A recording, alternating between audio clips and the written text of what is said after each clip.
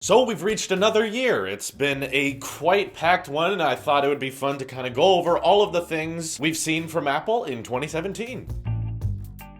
Kind of a lot of firsts for Apple in a way. What we first saw in March of 2017 was the largest website Apple Store update ever. For the longest time in 2015, we kept expecting there to be some sort of event in March. We theorized what they were going to announce, new iPad, perhaps a new iPhone 7 color, but no, there was never an event. They literally just decided to update the Apple Store app and the website with the new product red iPhone 7, which we later found out once the iPhone 8 and 10 came out, that was a limited edition. I did not realize that the red iPhone 7 was going to be a limited release, and now you cannot buy it anymore. It is gone. Finally, in 2017, we saw major shipments of AirPods because AirPods had been delayed in 2016. Only a handful of people really got them in 2016. Most of the people who bought AirPods were getting them in early 2017, and we definitely saw the market flock to them and show how much they prefer the actually truly wireless design. And it's gone from being this thing that was a joke, everyone looked at it and said, oh, it's disgusting, Apple's out of ideas, to now something I see people on a daily basis have. I see people with AirPods all the time now. All of my friends use them. All of my friends either have them now or want them. And I even know quite a lot of Android users who still prefer them over any other pair of wireless earbuds, which is cool. We saw the introduction of the 2017 iPad, the first iPad that had a primary function of being a good deal. It really only came in 3 colors. Didn't do much, but the one thing it was good at was being cheap, starting at $330 for the 32 gigabyte option. A lot of you weren't subscribed back then, but I actually reviewed it. I knew friends and parents that were buying them all over the place. As soon as that iPad became available, every grandma, every parent suddenly realized that they could upgrade to a pretty decent iPad. No laminated display, no smart connector, but hey, no camera bulge. And I knew at least like 4 to 5 people that were buying that a month after it was released. It's definitely better for schools out there who buy classroom sets of iPads, as I know a couple here in town. Having that retail price start at $330, and then when you buy it in bulk, it gets cheaper, and when you buy it refurbished, it gets even cheaper. It was really cool to see that the iPad lineup was actually becoming affordable, because more recently, it just felt like they were only catering to the pros. Then, of course, we had the Worldwide Developers Conference, which I think was one of the most eventful Apple keynotes we've had in a long, long time. We saw the introduction of the iMac Pro. We saw iOS 11, macOS High Sierra, watchOS 5, and tvOS all get refreshes. We got the 4K Apple TV, the newly designed iPad Pro, the 2017 version, which I still use to this day, with its ProMotion display being one of the first for iOS, but definitely not what we were expecting. There were a lot of rumors that the iPad was not going to have a home button and that it was getting thinner bezels, which we turned out to be kind of right about, but it was sticking with the typical home button. However, the big change I think a lot of people were not expecting was the 512 gigabyte option, which I have, by the way. Definitely never going to fill up that iPad Pro. It's way over spec'd, but I kind of love that. As iPads are replacing laptops for more and more people nowadays, it makes sense that we beef up the processor, we beef up the storage for iPads, and in 2018, I think that's only going to get better. We saw more adoption of USB-C in the 5K and 4K iMac lineup, and we saw new processors in the MacBook lineup as well. But then, of course, the star of the show, the thing that most people were talking about this year, in fact, one of the most common Google search terms was the iPhone 8 and 10. Easily, I think, the most massive change we've ever seen to an iPhone, and I don't think we're going to be seeing this massive of an update for a very long time. And it marked a really, really strong year for Apple. A lot of people upgrading from their 6Ss, their 7s, and before. We saw the percentage of teenagers interested in iPhones was at an all-time high. The percentage of smartphones activated during the holiday season was Apple by far leading the market. And the iPhone 10 definitely wins in terms of most controversial Apple release of the year. So many people talking about the notch, talking about lack of originality, talking about the pricing of the iPhone 10. That was definitely one of the most talked about things on this channel for quite a lot of the year. Definitely all the leaks leading up to it is what made this channel grow so much and what allowed me to switch into doing this full time. But overall, for the people I know that have bought the iPhone 10, they're very, very happy with it, and that includes myself. It's the best iPhone I've ever bought, and I believe it is the best smartphone on the market. Not the cheapest, okay? I understand that, but best overall smartphone. I think what you get out of it, it is worth it in the long run. And I'm definitely excited to see where Apple Apple goes with the iPhone 10 Plus next year. And this thing is definitely going to kill your bank account. There's going to be no money left at all. Probably start at,